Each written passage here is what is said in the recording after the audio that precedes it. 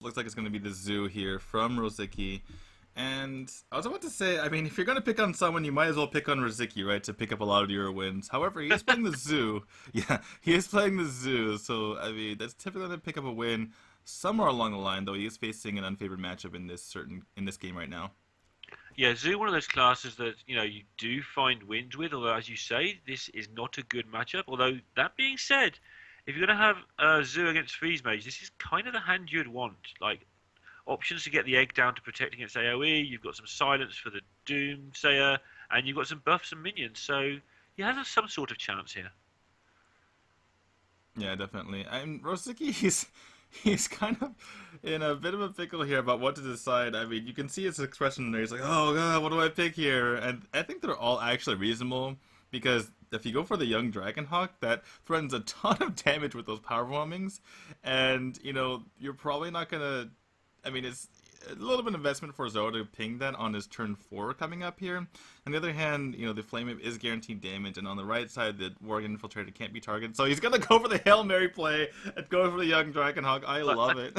I think the only thing he was pausing about there is how obvious is this? Right. Because it can hit for 22 in one turn if it hangs around. I believe.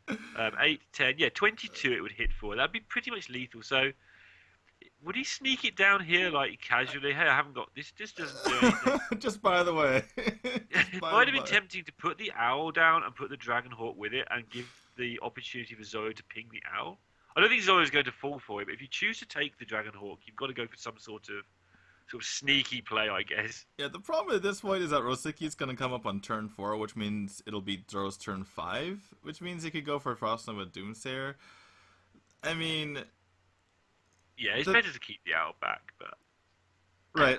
What I'm talking about is as far as Rosicky is concerned with playing the timing of playing your own Dragonhawk onto the field. I mean, early on in the game, the mage might think, I don't really need to take care of this. I could just develop these secrets or draw some cards. But the timing with which Rosicky will play this means that Zoro will want to clear the board anyway. Oh, he's But gonna play. so I think you tap here, and I think you put it down now and just see. just maybe this will work. Because if he goes with the Doomsayer play, it's such a shame that you can't actually unfreeze your Dragonhawk and keep the Wind Fury on it. That would be amazing. Yeah, that would be pretty sad. You silence it. Where'd my Wind Fury go? Alright, here we go. We're gonna have this Frost Nova Doomsayer. Most likely, it's gonna pop out, Nerubian, but... Or on the side of... I mean, at least that's what Zoro's thinking right now, right? But the Yeah. funny thing is that Rosicky just really wants his Dragonhawk to stay alive, so he doesn't care about Nerubian, he just cares about this young Dragonhawk right here.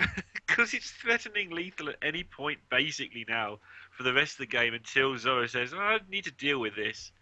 And one thing that's working in Rosiki's favour is how long he took to pick that Dragonhawk, by the way. Because it may have been, from Zoro's point of view, it may have been a choice between, say, Dragonhawk and Corruption and something else that you don't really want, like a Boar. So he may not identify that actually. He doesn't know that Flaming's been passed up on here. Right. Yeah, that's a pretty good point. Though I mean, Zoro does know what Warlock is capable of doing. Zoro Yeah, certainly you. knows that there's powerful mummings, and if he doesn't do anything right now, I mean, he could just go for Thorson, and he might just be dead. Hold on, wait a second. So that would go up to 9 attacks, so 18, and then you add the rest on the board: 20, 22, 24, 26, 29. So if Zoro goes for the greedy Thorson, he's dead. And I it'll be think clear. I think Thursday is the right play. Like you can't just throw the Doomsayer down and pin the. Yeah, because you have nothing else to do. If you don't play the Thorson, you've got to ping the Dragonhawk and watch the rest of your turn. So he may just die here to this Hail Mary nonsense Dragonhawk. And I think Zoro's kind of aware of it as well, right? It's like something's That was going any on other right beat here. that Thorsan's on the board by now. You could go Okay. for. I mean, GG. it doesn't feel good. Oh, there we go. There's the Thorson, and you see Rosicky get up in his chair. It's like, yes, it worked, it worked. Got Here him, we lad. go. We got Here we him. go. He's double. Like, don't tell me you haven't counted this, Rosicky. Come on. He's triple checking. Here we go. Let's see Zoro's reaction. This is absolutely hilarious. This is a Chilton moment right here. And that's going to be a game on turn 6 with a Zoo against a free Mage. And now it's complete emergency for, Oh, man. as we witness that craziness, for Yolo Miracle, for Celestial, because If this Paladin deck is Secret Paladin, it's got to lose 5 times in a row